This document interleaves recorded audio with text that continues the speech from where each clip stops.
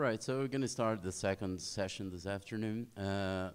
And, well, now you're going to have Francisco Pereira. We're really happy to have you back here. He came last year to the event we organized in São João del Rei, and he's back. Francisco is a professor at the University, Alberto Hurtado University in Chile. He did his PhD at King's College, has been working on all that stuff for a while, I guess. And he's going to talk about phenomenal properties, covert attention, and content. So that's with you. Okay. Thanks very much, first of all, to the organizers, Marco Aurelio, Rodrigo, Gustavo. I'm glad to be back here. And, well, when you invited me, I said yes immediately. I was really excited. And then, after a few weeks, I realized that I haven't done any proper formal work connected with David's philosophy, so I freaked out.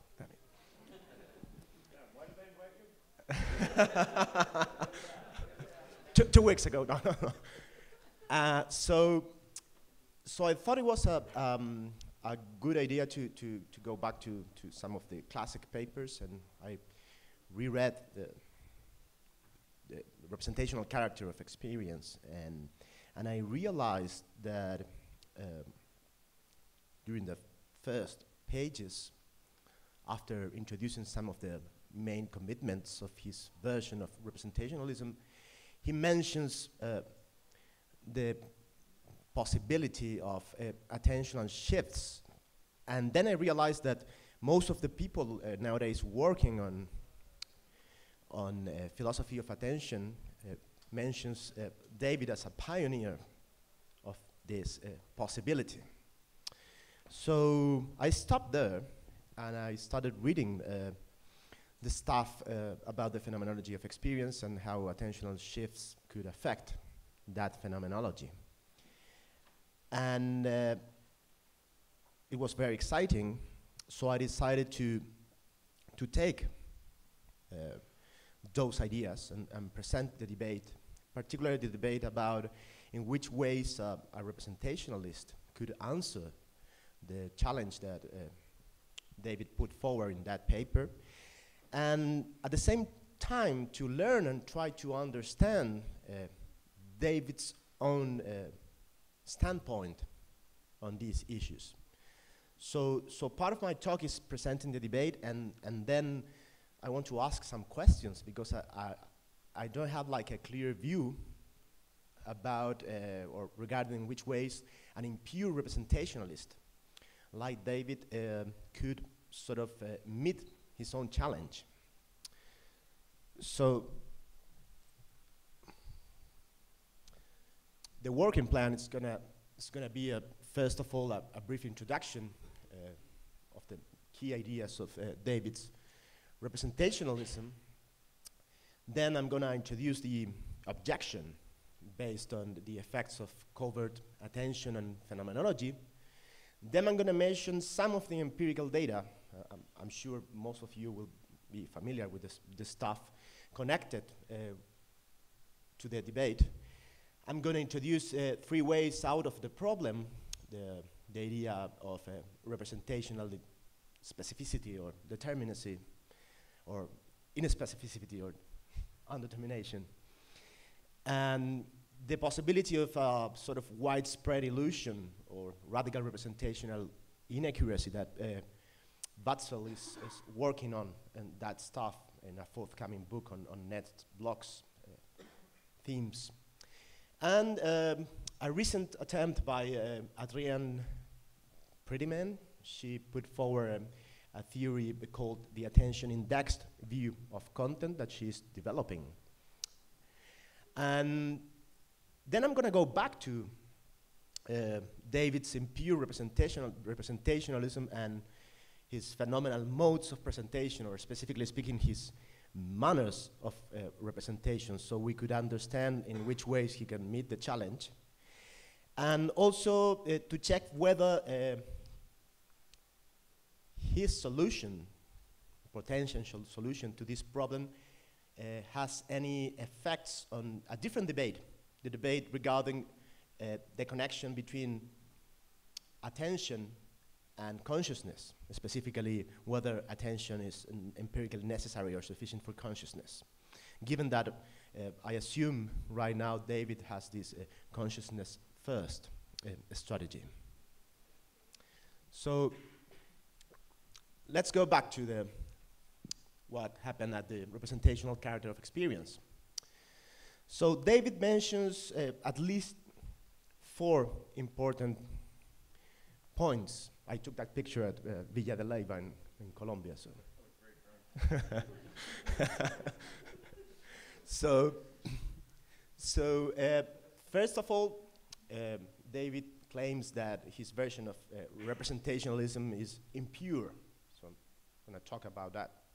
Secondly, is doubly non-reductive.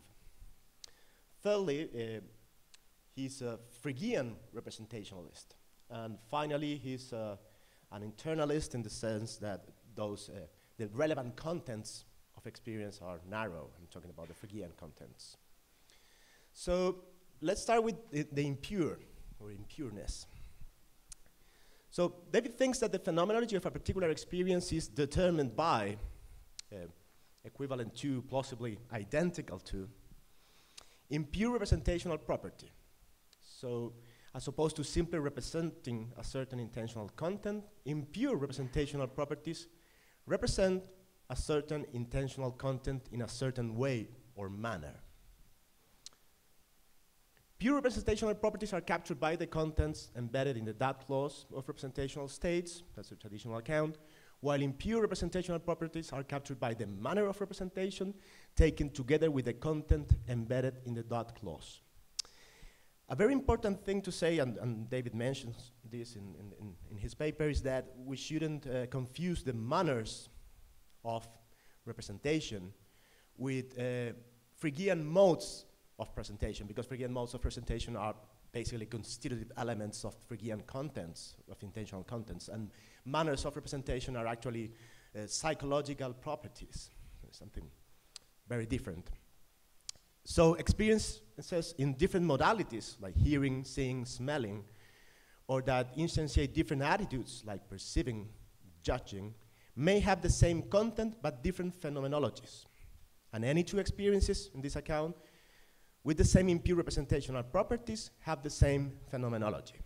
So we can make sense of the phenomenological distinction, for example, between believing and seeing that such and such is the case, even though in both cases we are talking about the same content. So I can believe that there is a cat on the mat, and I can see that there is a cat on the mat. And the manner of the representation, in this sense, seeing or judging or believing, explains somehow the phenomenological differences between these cases. What about non-reductive? Well, any given phenomenal property is the property of representing a certain content in a certain manner. A phenomenal property, just to clarify, are those properties somehow that are determining what it's like to be in that particular mental state in a sort of Hegelian sense. So for David, both the manner of representing and the content cannot be understood without appealing to phenomenal notions. That's very important. So his impure representationalism is doubly non-reductive.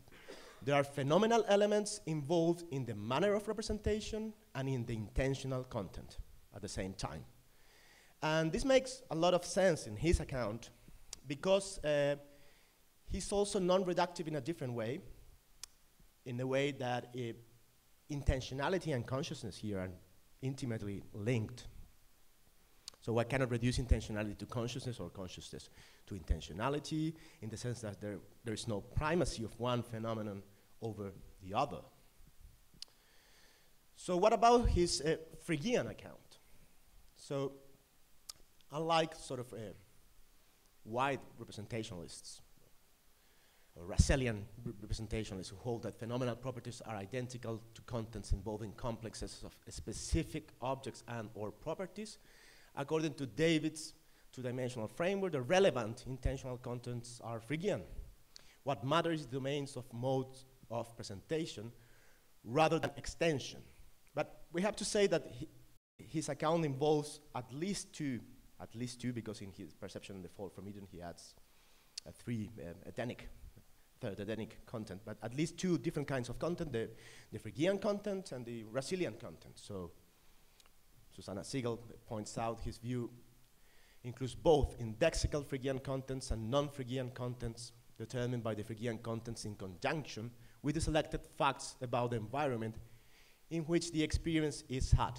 So the indexical Phrygian contents are supposed to reflect the inferential role and the phenomenology of experience, while the non-Phrygian contents are supposed to reflect the properties that we take experiences to attribute to objects.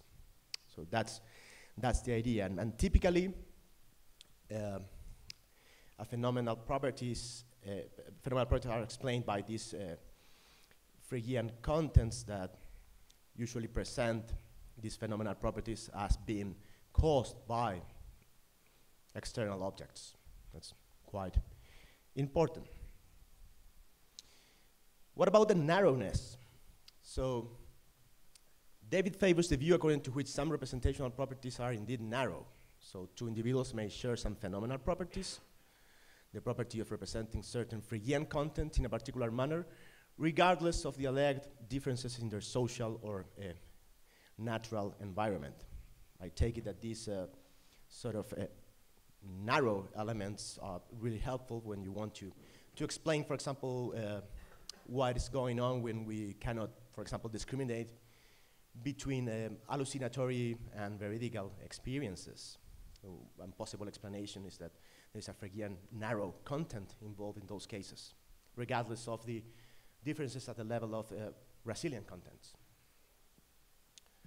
So, summarizing a bit, David's representationalism, at least in his 2004 version, is a theory according to which the phenomenology of an experience, a mental state or a mental event, is determined by impure representational properties. Central to his foremost representationalism is that what is like for the subject to have a particular experience is equivalent to represent a certain content in a particular manner. So, following David Bourget, he says that David is not really committed but sympathetic to what he calls the, following Byrne, the intramodal view. And that's Bourget's account of the intramodal view, according to which for any phenomenal state S, there is some content P and an intentional mode M such that S representing P in mode M. So mode M in that case is equivalent to a manner of representation that shouldn't be confused with a mode of presentation in the Phrygian sense, because we're not talking about the content. We have two different elements, a representational element within the impure representational property, and a psychological property, the manner. So that's the sort of a broad summary of his 2004 view. So in his paper, he introduces a general challenge to representationalism. So in traditional forms of representationalism, necessarily, if two experiences differ in phenomenal character, then they necessarily differ in content, in intentional content. So you explain the phenomenological differences in terms of content. And David thinks that if two experiences differ in phenomenal character, then they must differ in terms of impure representational properties. And he raises a possible challenge to both traditional forms of representationalism, in which phenomenology supervenes on content, and perhaps, I don't know, his impure version in which phenomenology supervenes or is determined by or flows from impure representational properties. And that's the original quote reprinted in 2010, and there are many versions of the paper. And David says, the only obstacle to this identification is the possibility that two distinct phenomenal properties might correspond to the same impure representational property. So we have a particular manner of representation, a particular way of representing a certain content, and nonetheless we have a phenomenological difference. And he says this will happen if two distinct phenomenal states can have exactly the same representational content. And he finally says it would happen if two phenomenally distinct perceptual experiences in the same modality, so we are going to a very specific case. We are not talking about intermodal phenomenological differences, or we're not talking about phenomenological differences between perceptual and non-perceptual states. We are talking about differences in the same modality, two visual experiences. So that could happen if it's in the same modality, there is a phenomenological distinction, and we have the same content. So that's the challenge, theoretically at least. And then he presents a particular case and suggests possible ways out. So he says, to my mind, the most plausible potential cases of phenomenally distinct visual experiences with the same representational content involve differences in attention. So he's already recognizing that attending makes a difference, could make a difference. So shifts in attention, in some cases, entail phenomenological differences between two experiences in the same modality. So shifts in attention, he says, clearly make a phenomenal difference to visual experiences. In typical cases, they also make a representational difference. For example, shifting attention to a word may lead one to represent the shapes of its letters with greater specificity. So if right now, if you shift your attention to a specific word in the slide, according to David, that makes a phenomenological difference. You are you could say you are perhaps representing the letter with more resolution, with more specificity. But there are cases, he says, that are less clear. For example, one might look at two red pinpoint lights against a black background and shift attention from one to the other. Here, it is not obvious that there is a representational difference between the cases. So now we are talking about a more specific case. We are talking about cases of covert attention. What's covert attention as opposed to overt sort of attention? When you are covertly attending a particular item, you focus or you fix your eyes, for example, in a cross in the middle of a projection, and you move your attention without moving your sense organs, without moving the eyes. So in the following experiments, you will have to fix your sight in a cross and then move your attention. Do not move your eyes. That's the idea. And David presents a case and he says there are various suggestions one might make in response, however.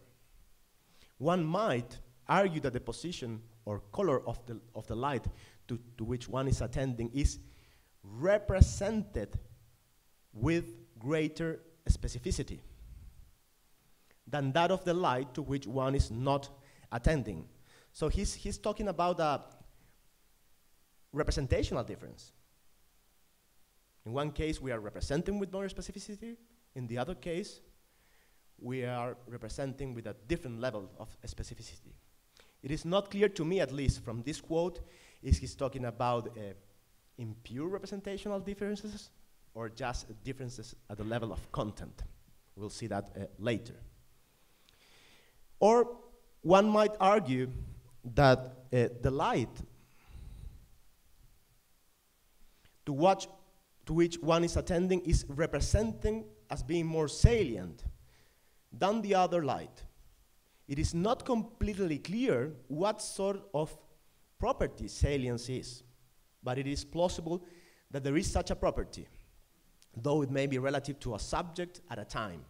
And the suggestion that is represented in attention seems reasonably apt to the phenomenology. So this is very interesting, and there might be different ways out, which are included in this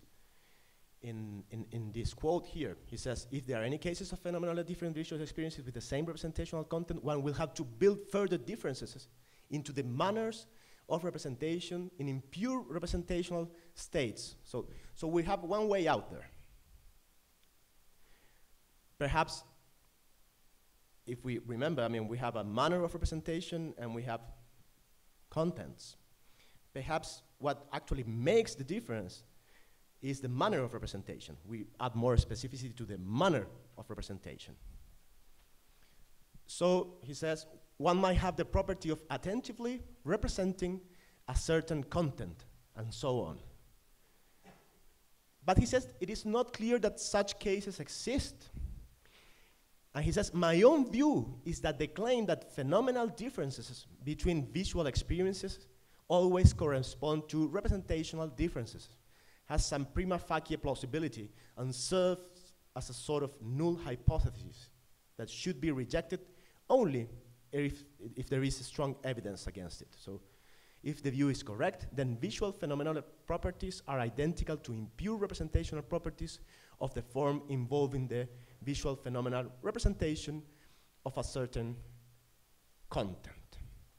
So that's the challenge, generally speaking. That's the problem.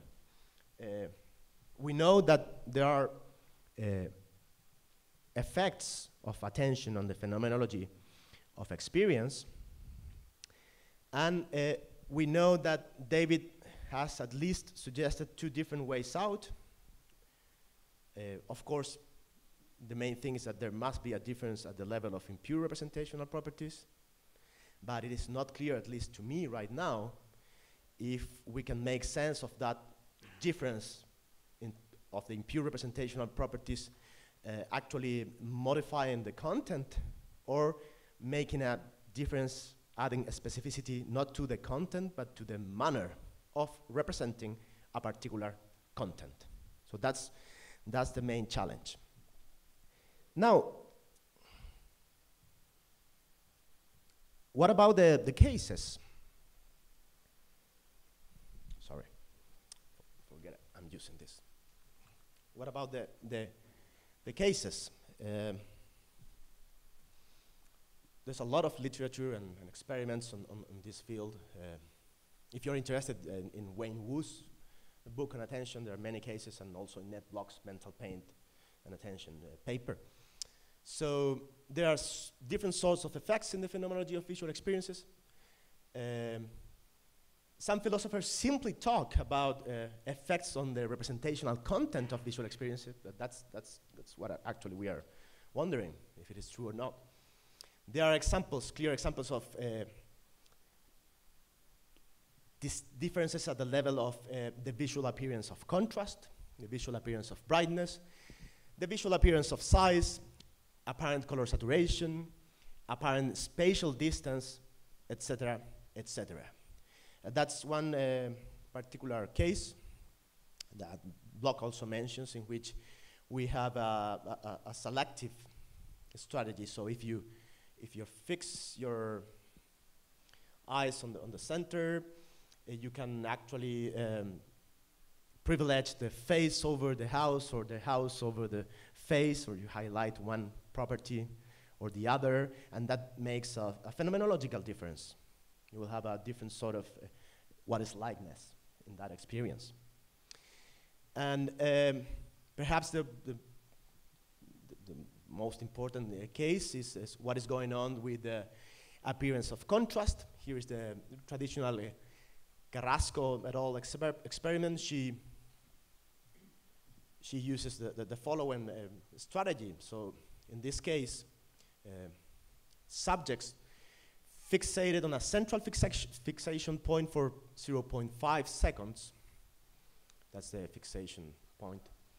A cue is presented for 65 milliseconds, either at the fixation point or in a location near where one of the Gabor patches would appear.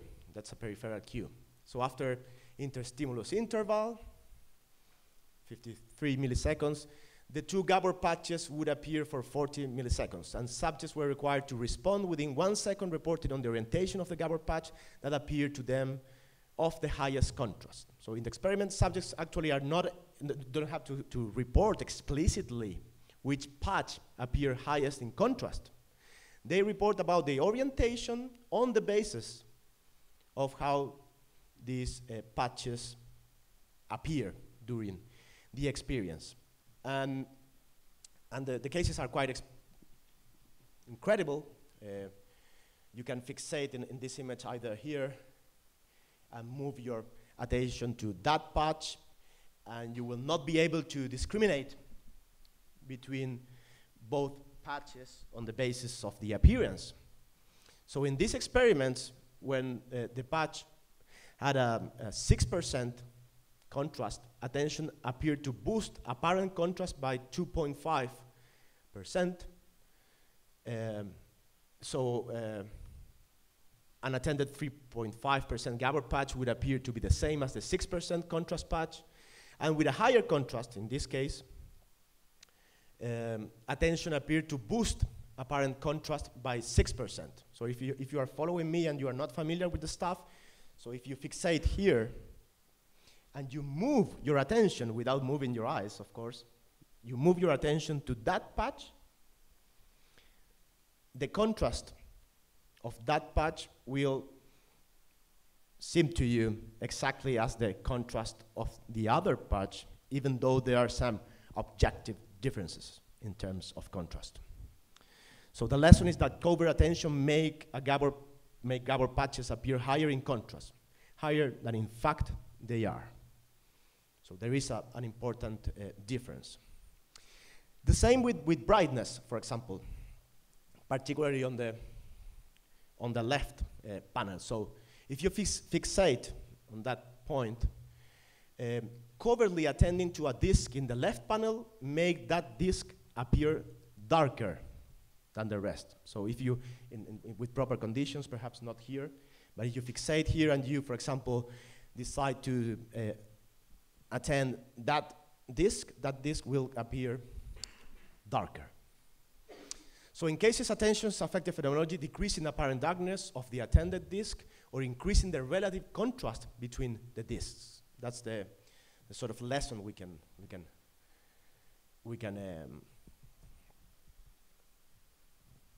take from those cases. So ways out. I mean, how our representationists could explain this in representational terms. So Carrasco and her team, they say these studies confirm the intuition of William James, who proposed that attention could intensify the sensory impression of a stimulus. Attention not only affects how we perform in a visual task, it also affects what we see and experience at the conscious personal level. So Ned Locke, these empirical facts concerning how attention affects appearances conflict with forms of representationism, according to which the phenomenal character of perception is or supervene on its representational content. This is sort of traditional understanding of representationalism. It's not David's in pure representationalist strategy. So I'm going to focus on pure representationalism right now for the moment, and we will see in what sense like an impure representationalist could take some of the elements of the traditional discussion. So 3 ways out. that some of them David already suggested in his paper.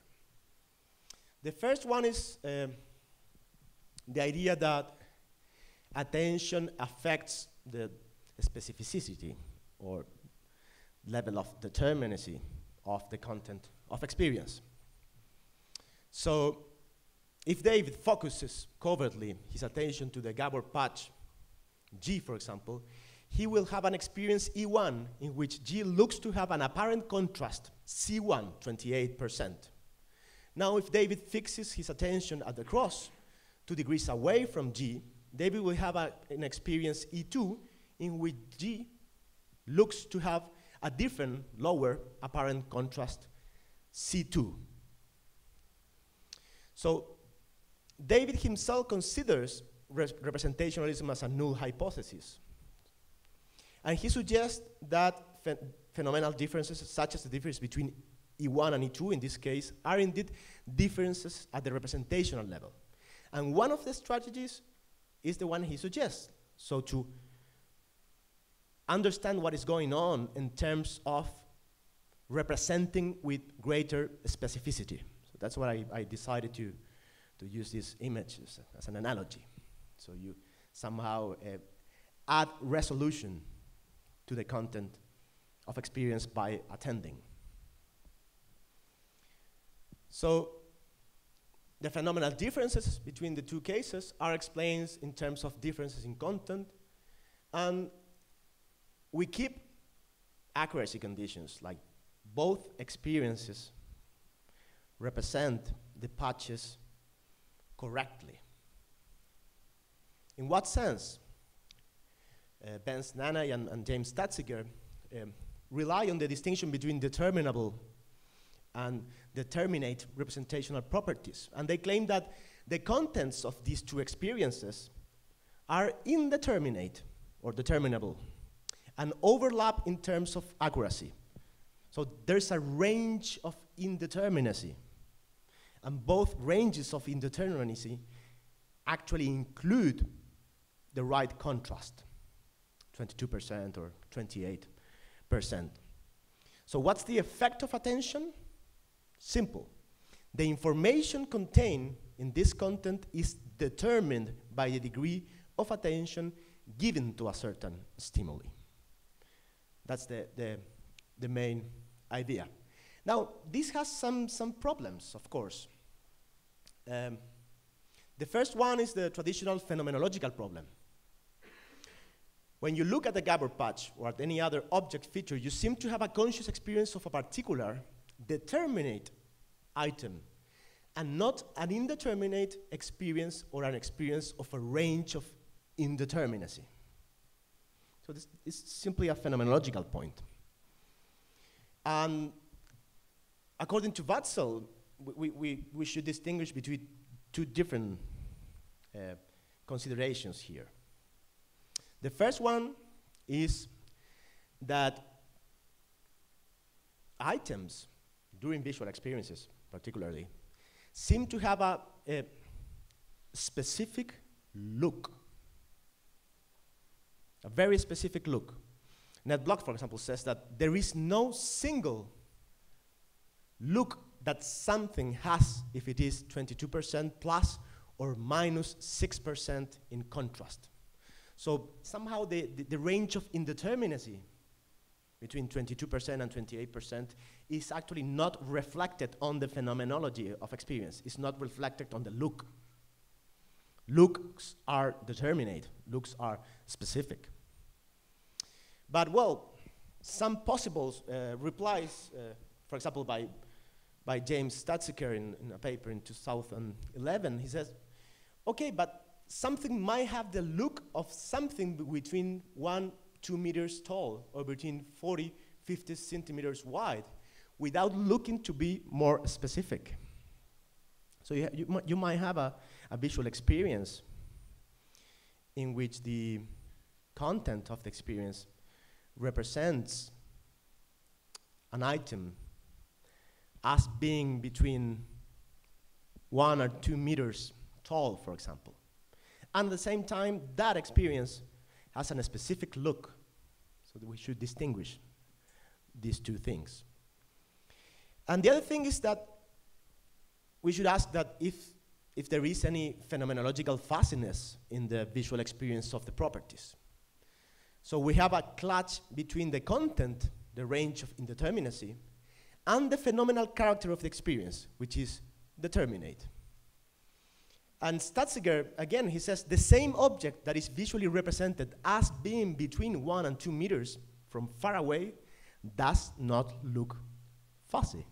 So we shouldn't conflate fuzziness with the idea that the content of experience is actually a range of indeterminacy. Okay, a different problem, the problem of arbitrariness. So Sebastian Watzel, he says, consider that in order for both E1 and E2 to be accurate representations of the Gabor patch contrast, the indeterminacy has to be just large enough, or correspondingly, the shift in represented contrast due to attention has to be just small enough. The size of the indeterminacy and the size of the shift in contrast had to be coordinated in just the right way for the case to be a compatible determinables scenario. But to point to the possibility of those scenarios does nothing to exclude other possible scenarios where the shifts in represented contrast due to attention are a little bit larger, so that one, either E1 or E2, must be inaccurate. And he gives an example. Suppose, for example, that a somewhat more determinate contrast properties are represented so that E1 represents the range between 24 and 28, while E2 represents the range between 18 and 22. This scenario, like the one suggested by Stadtziger, is compatible with the empirically observed shift in apparent contrast by 6%. That was a consequence of Carrasco's experiment. And yet, the determinable properties represented by E1 and E2 do not overlap. And so at least one of them must be inaccurate. So the arbitrariness problem is that under what sort of criterion we decide that either E1 or E2 is inaccurate regarding a certain Gabor patch. And of course, people like Bloch claim that the whole thing is wrong, that we should accept that contents are not indeterminate, contents are fully determined. And that makes sense if we want to keep the idea that one of the two experiences must be inaccurate regarding the presence of the Gabor patch. So how I'm doing with time? I'm a bit lost. How much? 5. Only 5? Yeah, I know. Yeah, I need like 20. So the second strategy is the widespread illusion. Is the idea that we should rule out accuracy. So we should distinguish, Watzel says, between the function of attention and the function of perception. The function of perception is accuracy, and the function of attention is usability. I'm not going to explain in detail what's the account of usability, but it's usability in terms of epistemic and rational control, and blah, blah, blah. So he says one way in which the representation of an object might be made more useful is to make it look somewhat higher in contrast, larger in size, to occur earlier. The appearance of perceptual items, thus, should be viewed as a compromise between an accurate representation and a useful representation. In a nutshell, he thinks that Carrasco's experiments show us that both E1 and E2 are indeed inaccurate. So it's a sort of massive illusion, perhaps, or something like that. So we need to sacrifice accuracy for usability, and that's the role of attention in that specific context. And there are objections, like to Watzel. What about the possibility of a massive illusion? And he says, well, we're just talking about small distortions. If we focus on perceptual judgments, they will be fine. So it's not really relevant. Now, if attention and perception have different functions, then what is going on with theories like Jesse Prince's theory, in which attention is considered as a selective mechanism for availability to work in memory, or in other words, selective mechanisms for consciousness.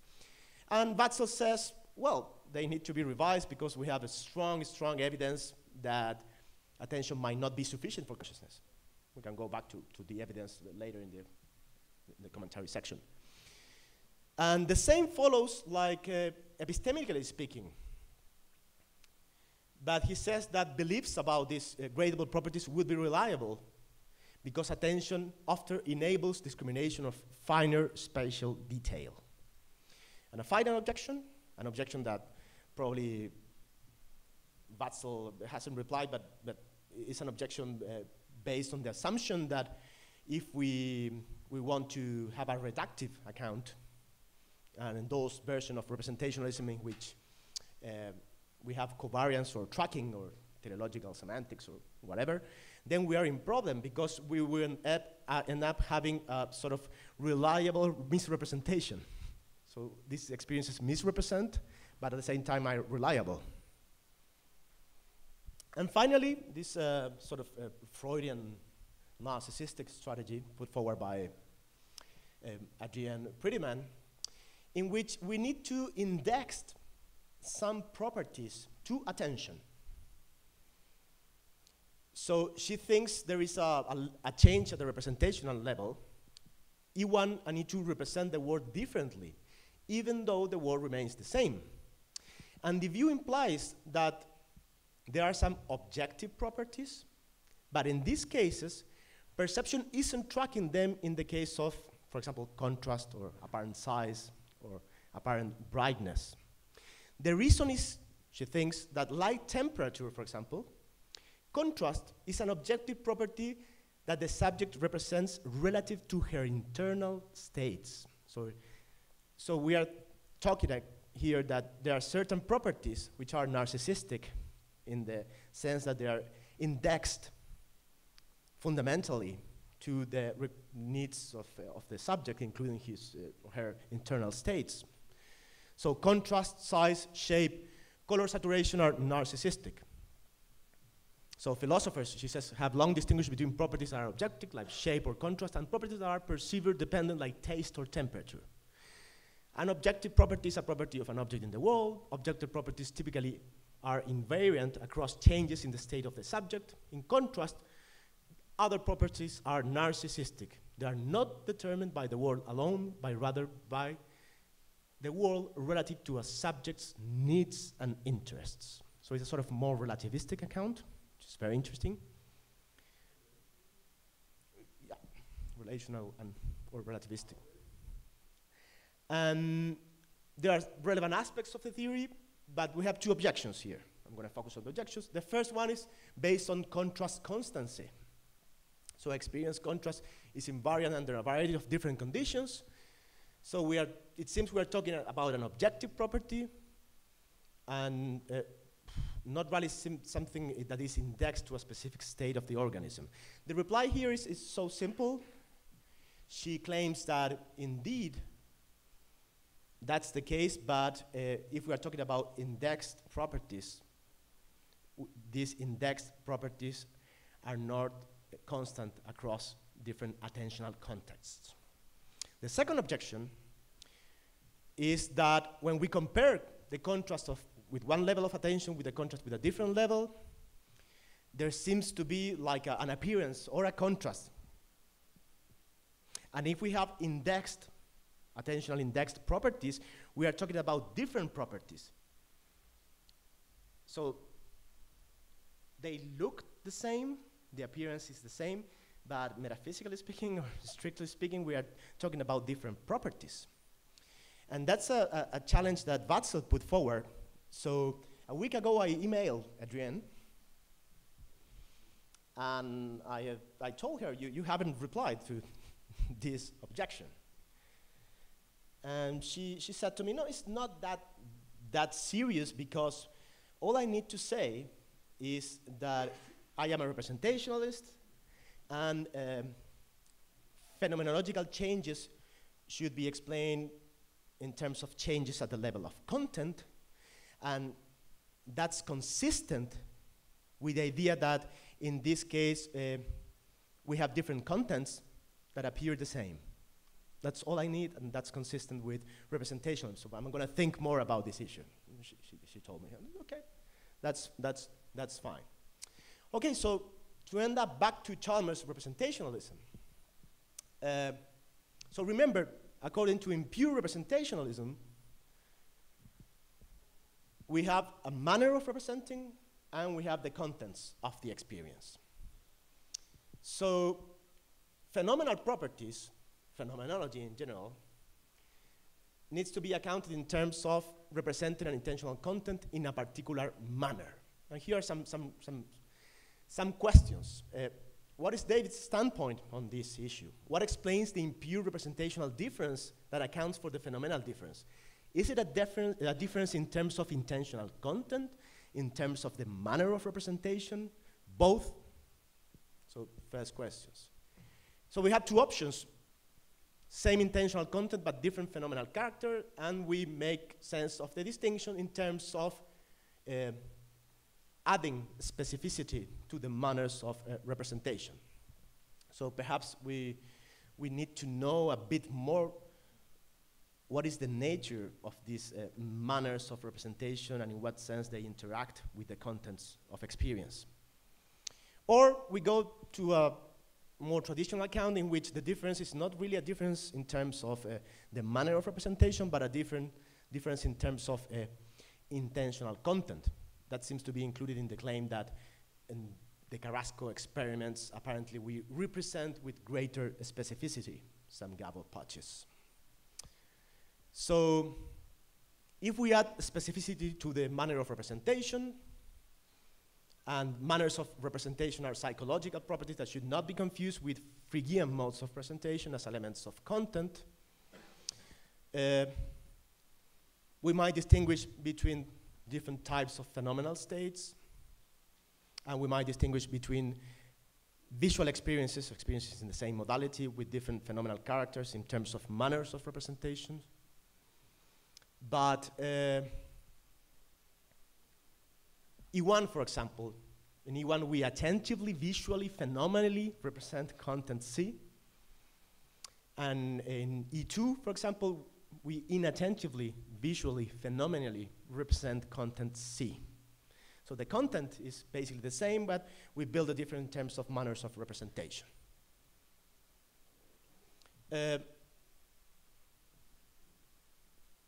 What about differences in content, especially if we are Phrygian, right? So Watzel claims that two visual experiences may differ in content, even though in some sense they are accurate under the same conditions, because they differ in phenomenal modes of presentation. So perhaps David's account includes a distinction at the level of the Phrygian content, even though we are talking about the same manner of representation. I don't know.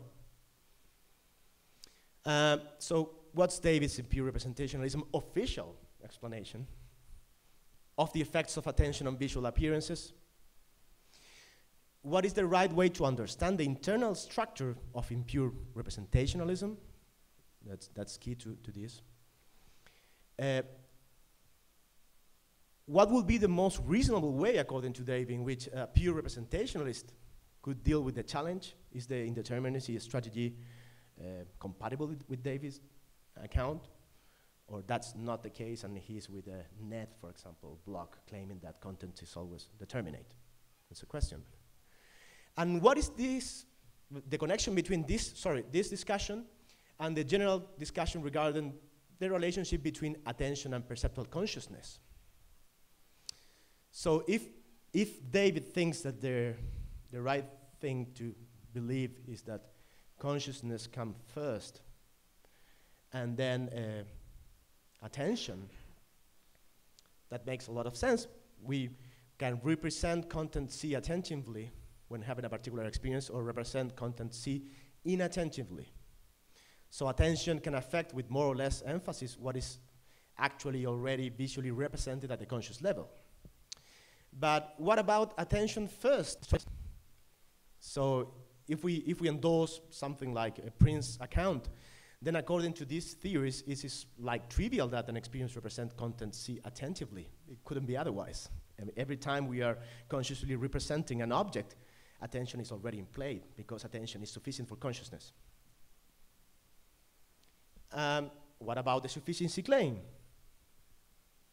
Is there any implication of David's strategy regarding the possibility of an unconscious attention? And can we make sense of that possibility? I think so, in terms of an impure representational strategy. So those are my doubts after this sort of trip. Thank you.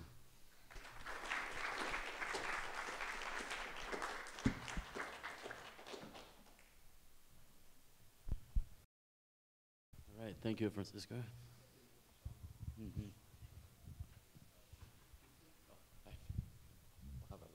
Well, thanks very much, Francisco. It's a very rich discussion of these phenomena.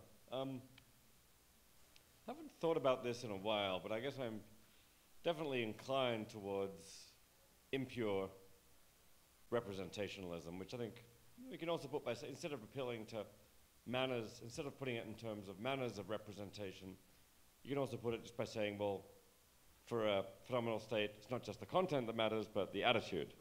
We're all used to thinking about propositional attitudes as attitudes to contents, and I think the same goes. Something like that framework is very useful for experiences. Any experience involves a content, but also involves some kind of phenomenal attitude to that content. I guess I think even before getting to attention, it's not that hard to motivate impure representationalism where the attitude matters. Think about perceiving a red dot versus perceiving a red dot in a certain location versus imagining a red dot in that location versus maybe judging that there's a red dot in that location. On the face of it, it looks like you could have all three of those kinds of states with the same content. I mean, someone might try and give some reason why you couldn't have exactly the same content in perception, imagination, belief, but I think that looks to me like it involves some special pleading. Assuming there is the same content in those cases, which I find pretty intuitive, then it starts to look like, well, the best way for a representationalist to accommodate the difference is in the attitude. And after all, in that case, it's obvious there's a different attitude. I started with it. There's perception, there's imagination, there's judgment, and it looks like, and also on the face of it, it looks like there's any reason to believe that attitudes carry with them attitude-specific phenomenology. Imagination has one kind of phenomenology, and perception has another, and so on. So I mean, the general framework is attractive and can be motivated before you even get to attention. So with that much in the background, if you're already an impure representationalist before you get to the attention cases, I think it then becomes especially attractive to handle the attention cases the same way. I mean, at the very least, there might be attending, at the very least, we say attending to something, say to a red dot. We think of that as an attitude. But it also seems very plausible that attention comes in degrees. So there's more and less attention. So maybe then you get fine-grained attitudes. Of course, we're already used to fine-grained attitudes in many other cases, like say beliefs and credences. We've got scales of credence is an attitude. We have scales of that. Kind of like the idea that attention comes in maybe degrees of presence or something. There's things are presented to one as kind of an attitude of, you could just say more or less attention, or you could say more or less presence, and there'd be a scale there. So I guess that's the kind of view I'm tempted by in this case, because already pretty good reason to think that attitudes contribute a certain distinctive phenomenology. Pretty plausible that different degrees of attention have distinct phenomenology. So then the question is, what's the downside of the impure view. I mean, you mentioned a few unanswered questions. And one is whether there could be attention.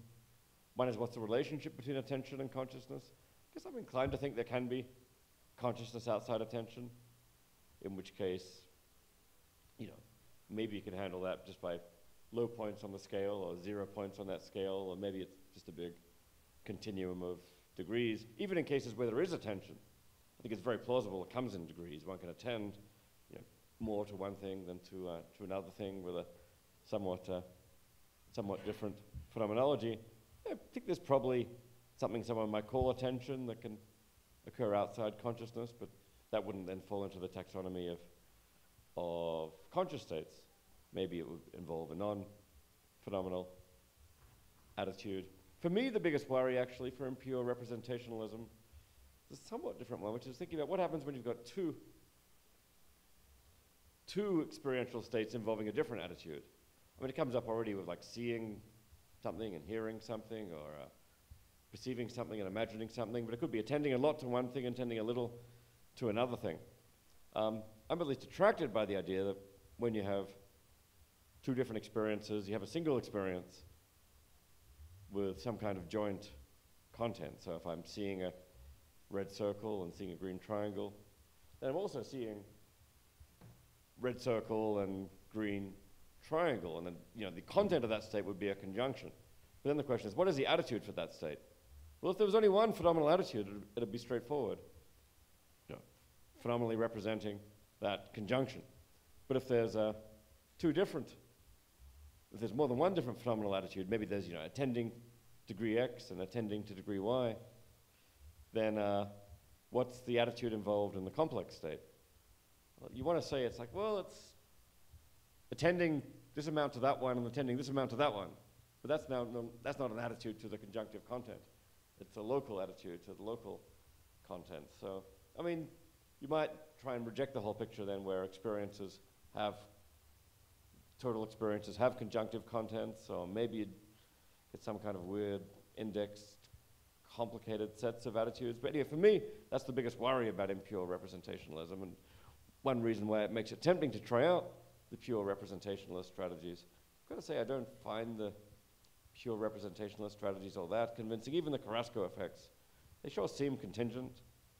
Facts about human psychology, and it seems not that hard to imagine cases of different degrees of attention that don't carry the Carrasco effects and still carry the same content. So, you know, I find it seems to me to be a bit of a stretch to try and account for all these effects in terms of content, but maybe I have not thought it all the way through. Thank you, David. Yeah, I can see that the attitude strategy like makes a lot of sense, and so there's a change at the impure representational level. So if I properly understood you, what is going on there is that the effect is explained by the manner of representation, by the attitude, or the mode, whatever, but the content remains the same. So you don't think that when we have this sort of mixed property that involves representation and non-representational elements, there is actually a change in the Phrygian content. The Phrygian content remains the same, so in your account. Yeah, at least I think it doesn't have to change. There may be cases where the Phrygian content changes, but I'm inclined to think for a given Phrygian content, there'll be different experiences that have that as their content. Okay, no, yeah, that's very clarificatory. And so you agree with the sort of Bloch, Lame, Raftopoulos strategy in which attention is not necessary for consciousness?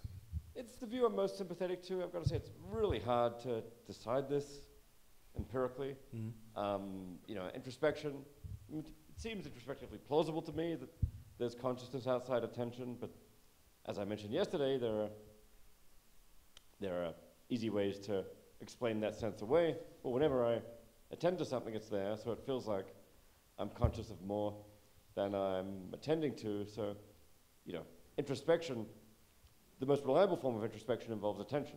Therefore, it's hard for it to tell us anything about cases without attention, and likewise for verbal report. So I think one thing we found in the empirical and philosophical literature on this is almost any data, maybe any data, can be squared with both views. Yeah. So, I mean, I still find myself with antecedent attraction to the view that there's consciousness outside attention. I don't think it's been refuted by any of these phenomena, but I do think that's it's a really hard case. I think both versions, I mean, both lines on that view will be consistent with the impure representationalist line I'm mentioning. Yeah, sure. Thank you. Thank you very much.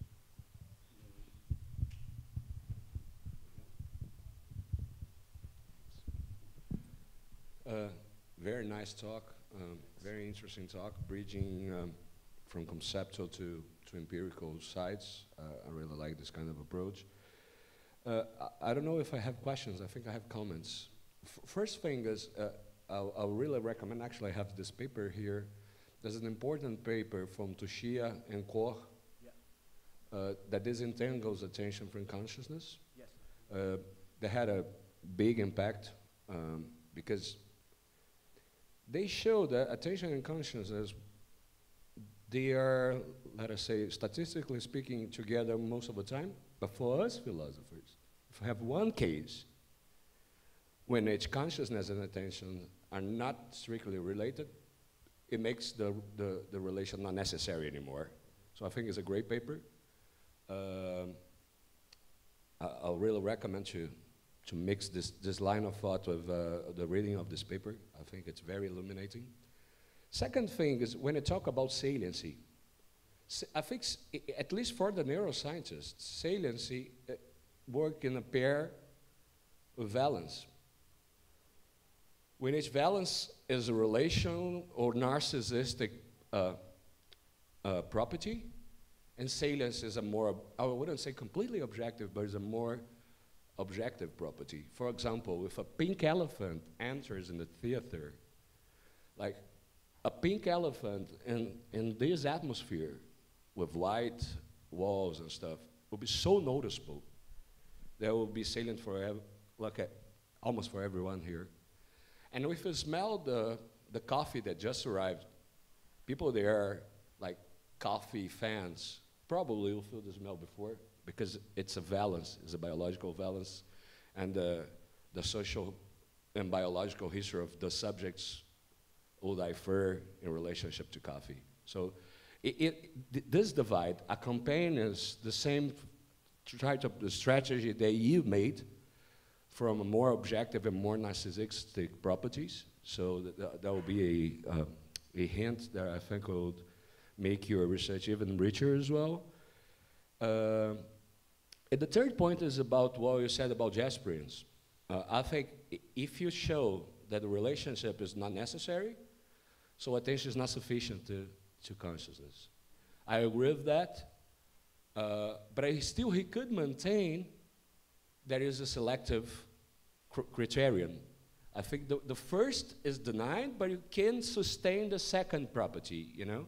Attention can be selective, like in the way, for example, William James, there you also cited the Carrasco sites. You can still claim what William James said, but the relationship is not necessary anymore. So those are my comments. If you can comment on my comments, that would be nice. Yeah, thanks a lot for the stuff about biological balance. That's really interesting. And regarding the sort of whether attention is empirically necessary or sufficient for consciousness, I'm inclined to think that is not necessary and not sufficient. I'm inclined, but I agree with David that, well, I talked about this last year when I went to Saint Jean de Rey, and in that case I mentioned how most of the experimental data that psychologists use to support their views seem to be compatible with both sides of the debate. For example, you have stuff like change blindness and inattentional blindness, and when you start thinking about what is going on in the so-called inattentional blindness, you realize that sort of amnesia is fully compatible with that. So perhaps there is a level of conscious representation which is so fragile and or implicit, or that is not epistemically useful at that time because we are performing a very specific task, like, I don't know, counting the number of passes between the members of the basketball team. And again, the whole discussion about change blindness. I think Dretske made a really good point when he claimed that we shouldn't confuse the epistemological fact that we are not able to know, to report the differences between the images involved in change blindness experiments. We shouldn't confuse that with the idea that we didn't experience at the conscious level the object or the property that actually makes the difference between both images. So that would be the sort of negative strategy, to claim that, okay, all these experiments, defenders of the sort of gatekeeper strong model of attention first, claim that those models support the view that attention is necessary for consciousness, and that there is some sort of refrigerator light illusion, and experience is not as rich as we think or as we believe it is.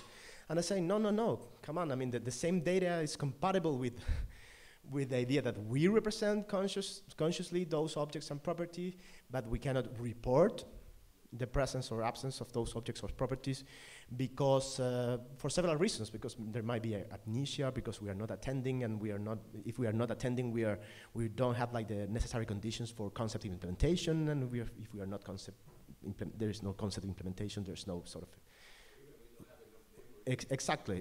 So that's the negative side, and then you have, of course, all the sort of more positive interpretations based on Sperling cases and the possibility of iconic memory, and then you have a lot of sort of ad hoc distinctions that you can make, like, for example, Raftopoulos, he distinguishes between feed-forward swapping, which is unconscious, and then two different levels of recurrent processing. One local recurrent processing in which there are not frontal areas involved, and a global recurrency. So we have consciousness at the local level, but not at the global level.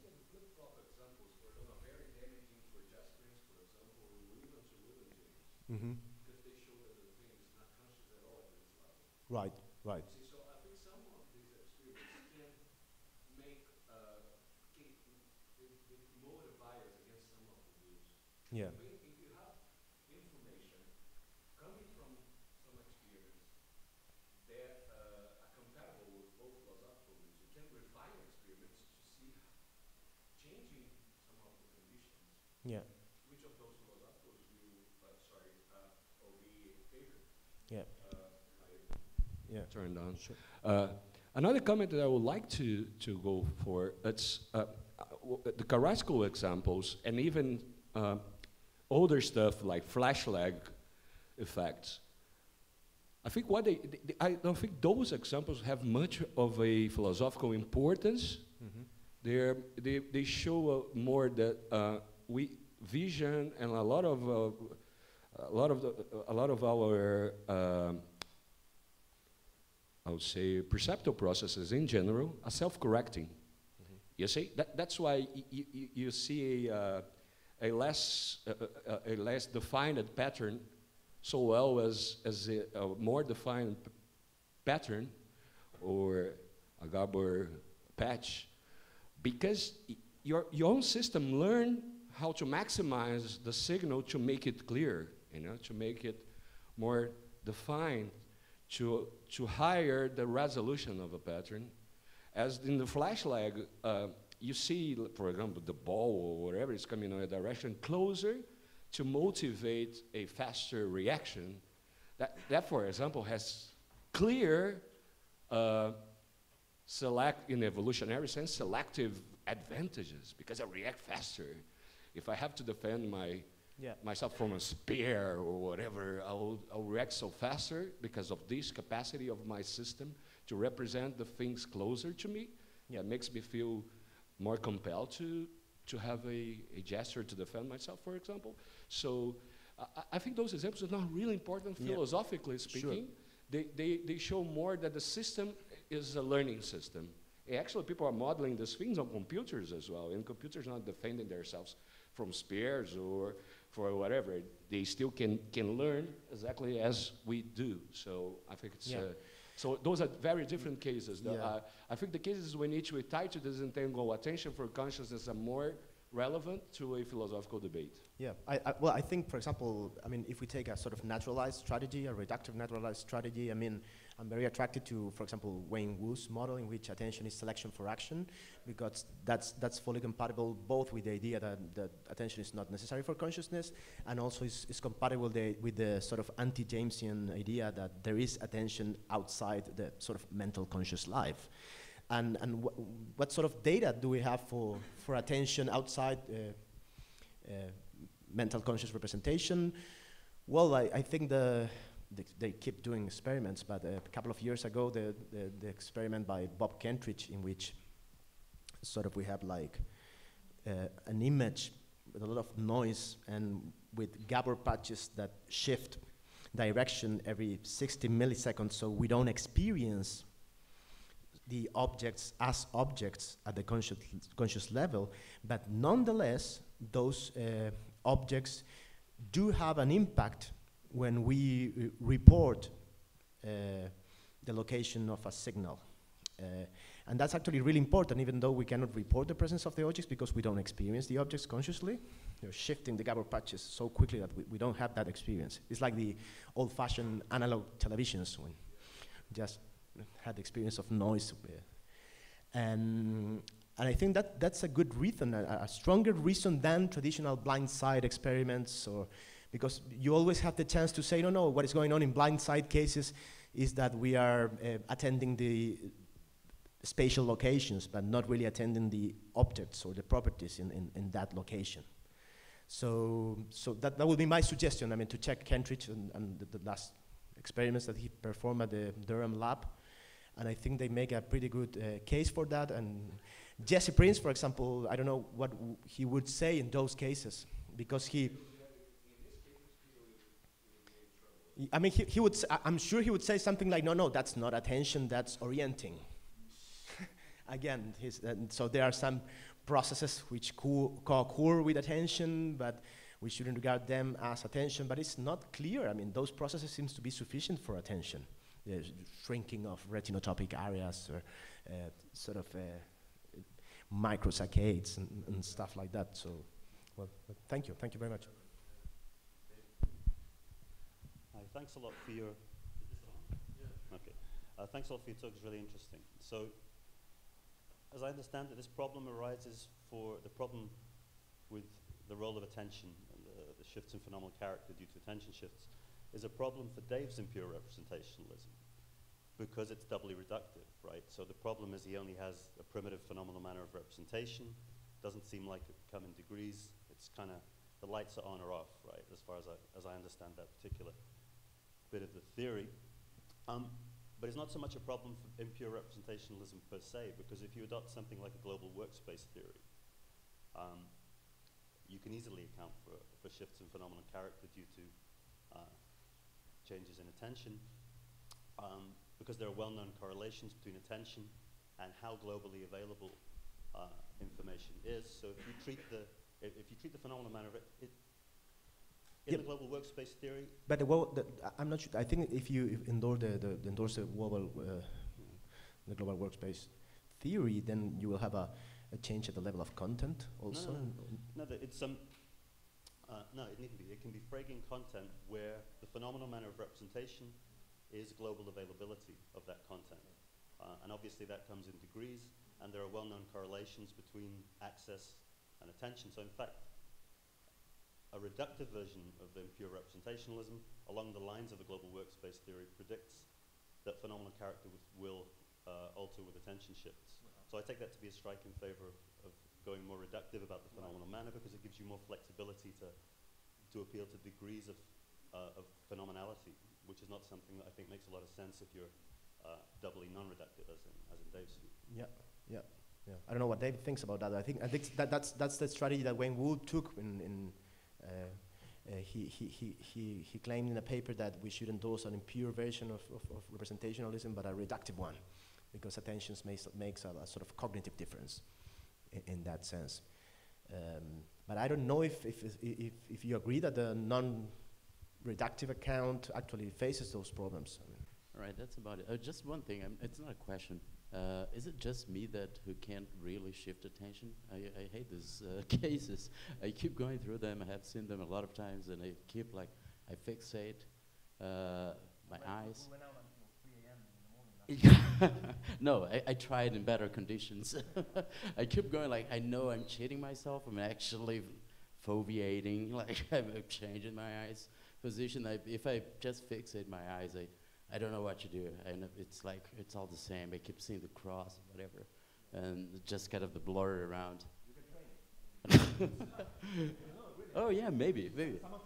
Some of the examples in traditional papers, like in Wayne Wu's papers, in Ned Block's papers, and didn't work for me the first 3 times. For example, the change in apparent contrast in the left panel when I sort of move attention to the disk. It took me 2 days, and finally it worked. I don't know. It may be some condition of mine, because I remember I took a seminar by Michael Tai just about attention, and we went through all sorts of cases, and the whole course I was just kind of actually believing by testimonies, people telling what they were seeing. I don't know. But anyway, yeah. Yeah, maybe. Okay, let's go to the coffee break, and thank you very much. Thank you very much.